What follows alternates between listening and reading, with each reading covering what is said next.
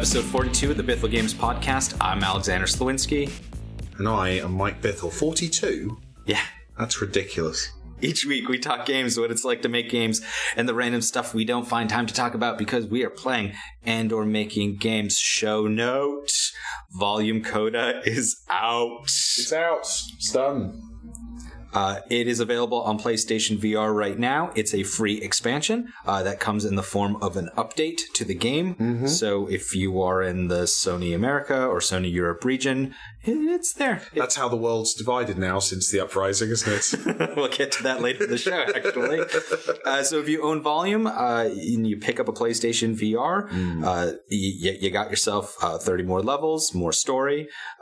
Side note, as we noted this on the podcast last week, and we have absolutely had some comments on Twitter about it, please make sure that your PlayStation VR is on before you boot up the game. I'm starting to think that there are still people in the world, Alexander, who don't listen to this podcast. And I think that has been, honestly, they're starting to realize that will slow them down, that will cause some problems. Mistakes were made. So we're skipping over what have you been playing, because what have we been doing? Why is the sound on this episode kind of weird? Well, the reason it's so odd is Mike and I are actually sharing airspace. High five. Together. There you go. That was an authentic high five. So that was actually one of the wimpiest high fives I've ever done. We're both quite tired, I think. Yeah. All right. So we've been busy because we are in Seattle for... Sunny Seattle. For Steam Dev Days primarily. And by sunny Seattle, you mean typhoon-ridden Seattle right now? I may or may not get out of Seattle tonight or tomorrow. Yeah, to be clear, Alexander is not afraid that he's going to die. I feel there was some ambiguity in your last statement. It's more that we're going to be trapped. Yeah, fingers crossed. You're going tonight, or you're meant to be. I'm going Sunday, so we'll see. We'll see how it goes. Food's been good, though. So I love American food. I think I would be significantly larger were I to live here. I have no impulse control, so this country would be deadly for me. But it's very nice to a few weeks a year. Steam Dev Days, what is it? Steam Dev Days. Steam Dev Days is a conference for devs. It takes place over a number of days, and it is organised by Steam. Devs being developers. I like that. This is important that you're here. So yeah, it's only 2 days long. It's an invite only event. I think Valve kind of, if you're a developer who is in the process of or has released a game on Steam, you get an invite. The magic Valve $100 fee that they like to charge for everything. It's kind of a tradition for them at this point. So yes, it's 2 days of talks about everything that could be relevant to developers. So lots of talk this year about the platform, as you'd expect. Kind of how to do well on Steam is kind of an ongoing and constant theme. But also more general stuff about design, about the philosophy of kind of the business approach. Also a big push for VR. Again, this time. So this isn't a conference that happens every year. So the last one was 2 years ago. So 2 years ago, it was known that the Vive existed. Valve were giving kind of private demos at their offices, but it wasn't a big part of the show. The big focus at the conference last time was the Steam Box, so the Linux run Steam machine, and then they were starting to play with the controller, and there was more focus on the controller. I'd say that was actually my favorite talk of the entire conference, was kind of really laying into how as a developer we can use the Steam controller, both to have cool Steam controller stuff in the game, but also to put in almost like default really great support for the Dualshock, the Xbox. So that part was the thing that I found interesting from a consumer perspective. Yeah. That explain a little bit more that now pretty much whatever controllers you have available out there in the market, because it used to be very much that it was either the Xbox 360 controller, the Xbox One controller, or the Steam controller, worked pretty flawlessly. Yeah. And maybe it would be one of them or some of them, or as we found when we were releasing Volume, like the Xbox One would have a very specific issue that the Xbox didn't.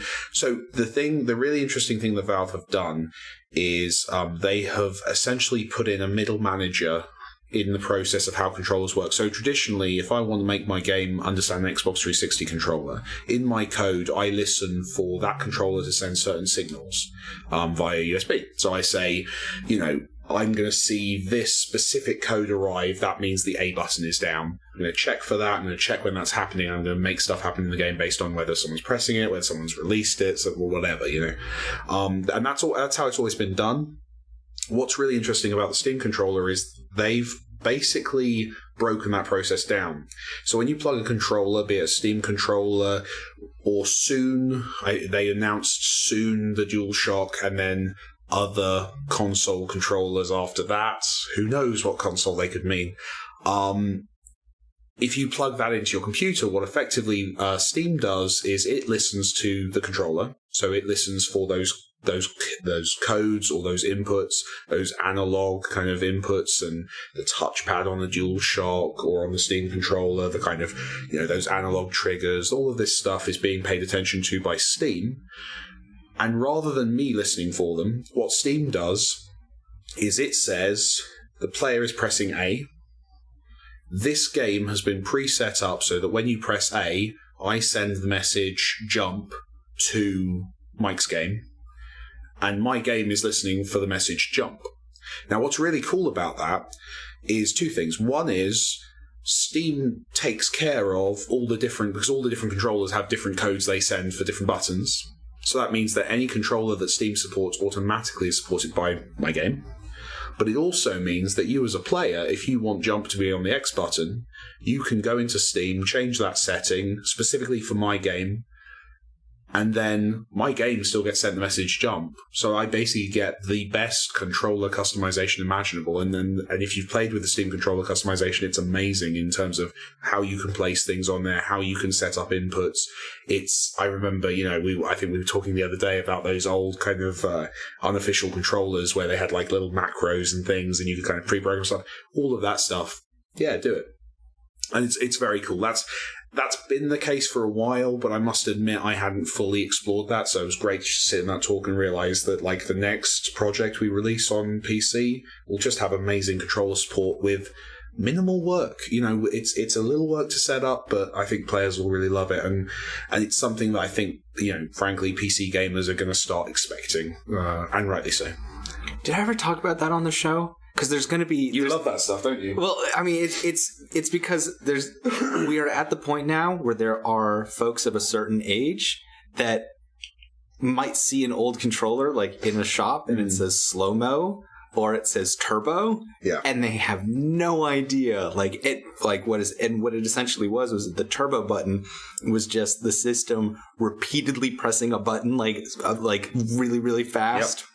And the slow-mo button was it just hitting the pause, the start button, the pause button, like over and over again. Just to kind of create a stutter that created a slow-mo effect. So if you were playing like Mega Man or something, it would naturally just feel slower, and therefore I don't know if I've talked about this. I think I have. I find it fascinating, but that's what Steam have done, and they put it brilliantly. They said that the way they are approaching controllers from this point on is they are going to stop thinking about them as hardware and start thinking about them as software, and that means iteration, that means tweaking, and the way they've set this up with the way they've kind of inserted themselves as a middleman is any updates they do to how Steam understands a DualShock. So if there's a bug or something, they fix it. I don't have to go do anything. I'm listening for those, they're called actions or events or whatever, or groups of actions. I'm listening for that in the game. So I don't need to work for it. It's a little work set up, but I think developers and players are going to have a much better experience because of it. So there was certainly a duality to Steam Dev Days this year. One path, as you mentioned, was very much VR focused, and we all know what that's like. At this point, like everyone is getting into that pool. Absolutely. We're gonna keep watching it. Obviously we announced Earthshape recently. Yeah. So we're 2 VR games in now. Yeah. And we will continue to watch that and see how that all works out. So that was one track very clearly. And then the other one was a business track, but it was very business 101 for Steam.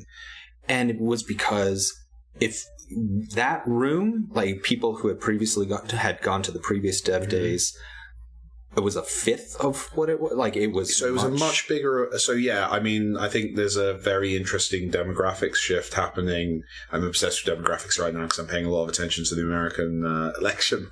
But it is demographics, essentially, is so the last Steam Dev Days, was like a quarter or a fifth of the size, much smaller.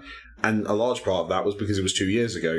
Greenlight had happened, but it was, those games weren't starting to get through, or some of them were, but it was still a smaller platform back in 2014.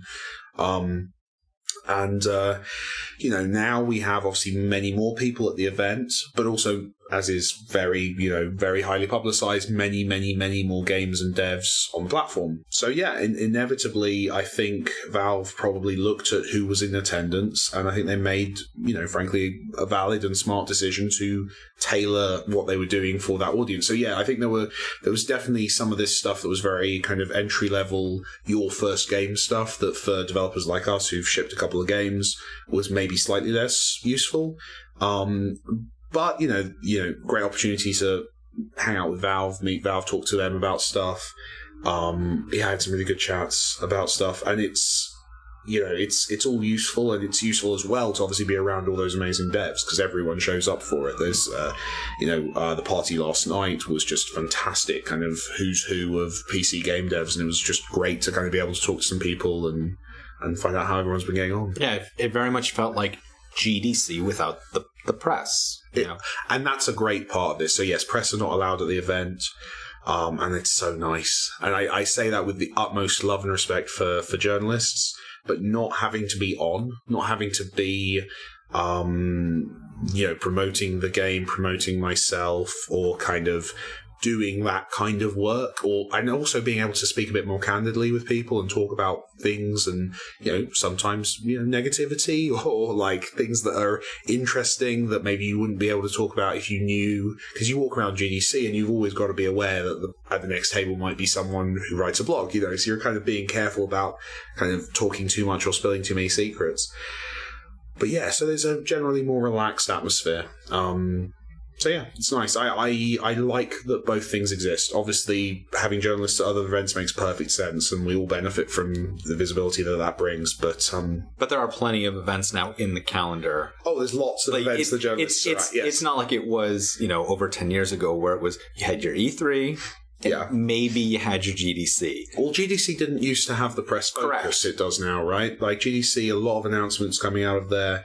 I remember the GDC just before Volume came out, like a year before Volume came out. I was doing the press tour. I think I actually did an interview with you back when you were at Joystick.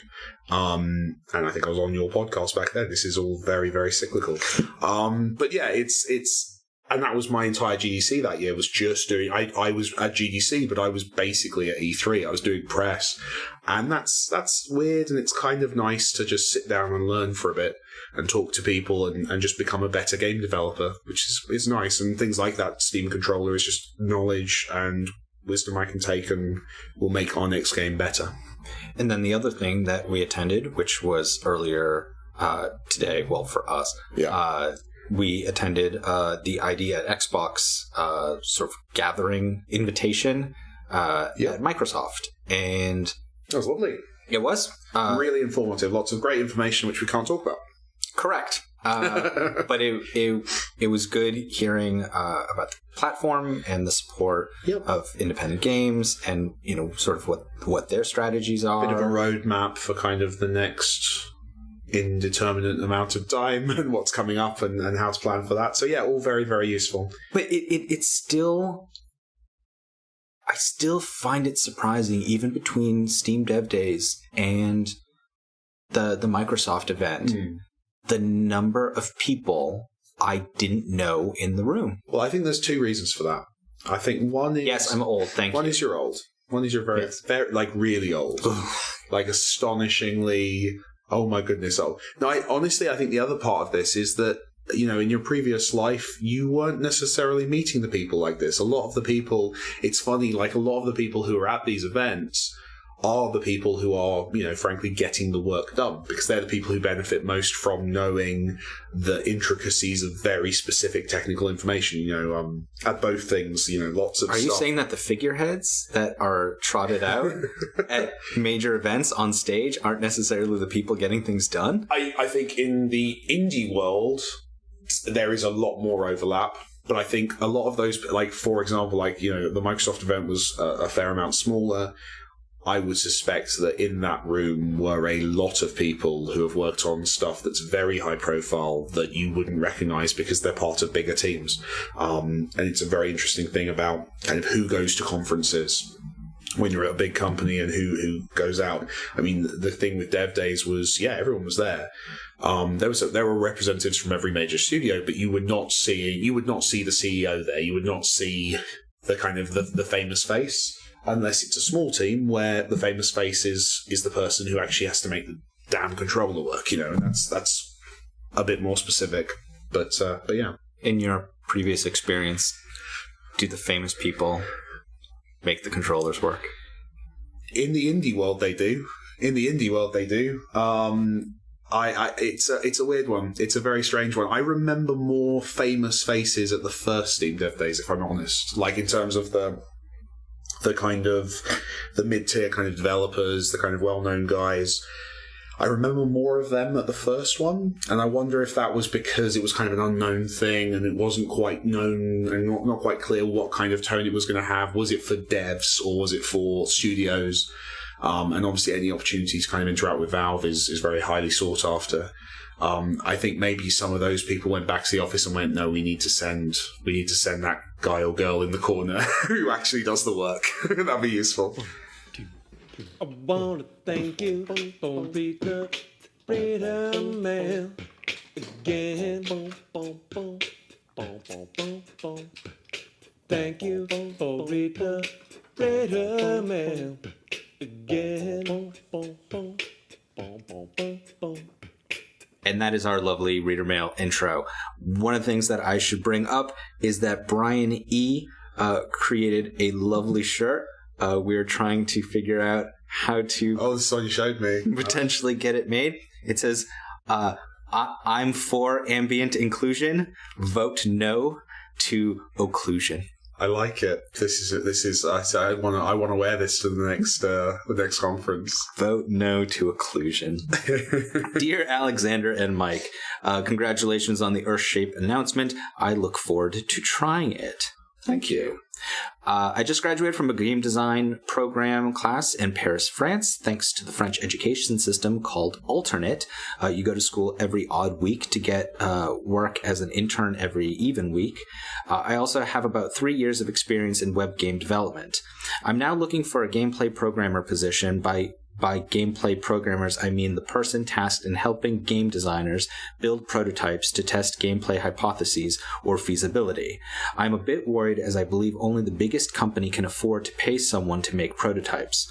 Also, my past jobs don't clearly match with that role, even though I have a decent portfolio. Do you think it's possible for a junior to find a job in this position directly, or should I try to specialize in design or programming first? Thank you for taking the time to record this amazing podcast. I have the honor to be your obedient servant. I should have sung that. Yes. He has the honor to be our obedient servant. Julian B. I can't imagine how boring this podcast is to listen to if you're not familiar with the marvelous musical that is Hamilton. So what do you think? So, I mean, this job definitely exists. I've worked with some of these folks. Tom Jackson is in particular a very cool guy. He works at Bossa Studios, and yeah, for a long time, I think he was basically doing this job. So he would be set, like, go and work on a prototype, and he'd have a couple of weeks, maybe 3 weeks, to try some ideas, and he'd see how they worked out, and he'd work with different designers and different artists, and kind of be just a place where ideas can happen. And it went well. Iron Bread and Surgeon Simulator kind of were outcomes from that. But there's also lots of other projects I know he worked on that I was lucky enough to play, and they were very cool. I hope one day some of them see the light of day. So this does exist. The problem is it's a very cool job, and it's very niche. And that means a lot of people want it. You're right to say that it's, bigger studios tend to have more resource for this. But the other thing is a lot of studios culturally use prototyping as kind of a really great break for the team or a nice reward for the team, because it is something everyone loves doing. So you'll often find studios have a day a week that they give over to people playing with prototypes and coming up with ideas as part of their culture. Google, I think, kind of popularized the approach, and lots of other people have followed suit since. So what you may run into is that is less and less a job that a specific person does, and more a more generalized job. Gameplay programmer as well, if you're willing to kind of broaden that, is actually something that goes on throughout development. So it's not just prototyping an idea and checking if a designer is doing interesting stuff and working with a designer to get that stuff made. It's not just at the prototype stage, it's throughout. I've certainly worked with gameplay programmers who specialize in movement, or gameplay programmers who specialize in weapons and shooting mechanics and all of this stuff. So that's a more involved role over many months and even years. So I don't know if that's something that appeals. That's definitely easier that you can find work in that. But you will still, for all of these jobs, need to be a great programmer. So my suggestion would be, if your ambition is to work within a bigger studio, you are going to need to be a very good programmer or a very good designer first, and then you're going to supplement that skill set. For me, I wanted to do kind of both things. I went in as a designer, and I kind of was a reasonably okay programmer and kind of learnt the ropes as I went along. I think the job you're looking at might... Is that specialization, or was that more like moonlighting but fooling yourself? It was a bit of moonlighting. I mean, I wasn't programming much on the job at all, really, until I started to get a reputation of being able to do that. The problem is, ultimately, you don't get a job based on what you want to do. You get a job based on the need of the company you're going to. So the chances are what the company will need is a programmer, and a gameplay programmer is a job that you can do where you can go in and focus on mechanical interaction in the game and making all of that work. I would suggest that's what you should focus on, and not just at the prototyping stage, but as a full-blown kind of, you're going to be on the team working on that stuff. And in my opinion, that's the most exciting and fun bit of game programming anyway. That's the bit where stuff happens. That's the game. I would focus on that in a more general way. I wouldn't necessarily say that the prototyping thing is something you're going to necessarily find straight away at the start of your career. It's going to be something that you build up. It's something maybe you do in your spare time and show some kind of skill for. It's a tough one to get into. So it's not really a junior job. It's really not. And I think as well, the other aspect of prototyping within a bigger studio is often, time is limited. So you have to be, another big part of this, you have to be really fast at prototyping in order to prototype at a studio kind of in that way. And if you're a junior just starting out and you're asking if you're not sure if you're kind of a very good programmer yet, whether you should specialize on that, I would say you have to be a really good programmer to be prototyping at that level. So I would focus on the gameplay programming in a more general sense, and then, keep an eye on this and try and find those opportunities when you can, and be that person who wants to do this stuff and, finds those opportunities to do it, and mention it in interviews, mention it as something you're planning on doing and you want to be doing more involved in. But I think you do need to, be a great gameplay programmer first and foremost. Hello, Mike and Alexander. Hello. The British government has shown that it doesn't share your enthusiasm for employing staff from outside the UK. Assuming the xenophobic trend continues, do you see a possible future where Bithell Games has to move abroad due to its principles or practicality?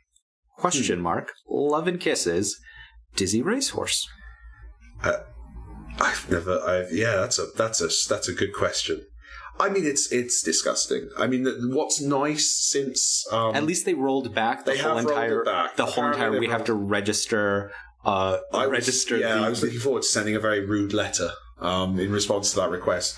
No, it's about... Wait, hold on. Let's take a moment for the folks who don't pay attention to international politics. There was, for a brief moment in time, there was the discussion that the UK government was going to force companies to list all of their international employees to shame them. They use that word, I believe. Mm-hmm. Yeah. To shame them to hire British. Yeah. So I mean, it's an interesting one. There is a very, I mean, the immigration debate is very big in Britain right now. It is in many places, but in Britain in particular, especially tied to this Brexit stuff. I don't want to insult anyone who has a different kind of opinion to me on this, but for me, well, that's not really what the question's asking. Like, the question isn't asking you to insult anyone. The question is asking, is there a possible future where Bithell Games has to move abroad due to principles or practicality? And I think that is a possibility. I think for us. You can take the principles. I'll take the practicality. Well, there you go. And that's why I was kind of giving that preamble, because I don't think it's a morality call. I think it is a principles call. It's we both feel very strongly that the world is full of awesome, talented people, and we want to work with all of them. And if only we had the money. Slowly, so one day we will create a studio that employs 100% of the world's population. I don't want to close those doors, and I don't care where someone was born. I don't think that matters, and I think I'd like to build that kind of company that views people based on their merit rather than on their place of birth. And then, based on practicality, there are obviously legal hurdles, things that we have to go through in terms of hiring anyone from other places or even within the UK. Mm-hmm. And on top of that, there is the issue of currency, which is a big issue. There is the issue of tax incentives and tax breaks. As a company, mm-hmm. I have to pay attention to how much we're paying in mm-hmm. taxes. Absolutely. And making sure that, yes, we are paying our fair share of taxes, but that, other industries aren't necessarily like running away with like every single advantage. And various countries have various advantages for video game developers, and we have to make sure that we are positioned in a place that takes strong advantage of whoever's giving us the best opportunities, because that's how you grow. And it's how you. I mean, my view on this is that we do by growing, by making interesting games. I think we're enriching the culture a tiny bit, and I think we're also we're giving people jobs. So we're working, and we're all getting to spend time doing what we love. It is worth absolutely echoing though what you said about we want to pay our fair share for sure, and especially I feel I think I might have tweeted on this subject a few times. I feel very strongly about paying taxes, doing your bit. I've directly benefited from the way the UK looks after its citizens, or did. If you have a burning question about games, game development, or just the complexities of the universe, you can send those questions to us via contact@BithelGames.com. That's contact@BithelGames.com, through the YouTube comments of this show, or on Twitter by pinging @Mike Bithell, @Slowinski, or AI, who's got a whole other thing to pay attention to, at Volume Game. Thanks for listening to this episode of the Bithell Games Podcast. We can always use your support, so please provide reviews and 5 stars on iTunes, likes and subscribes on YouTube, and positive reinforcement on whatever other platforms you're hearing this show on whenever possible. This podcast was produced by Jonathan Downen. We'll be back next week, back in our corners. Different ends of the world. Across oceans. I'm Alexander Slowinski. Thanks again, and get in the last word, Mike. Portal.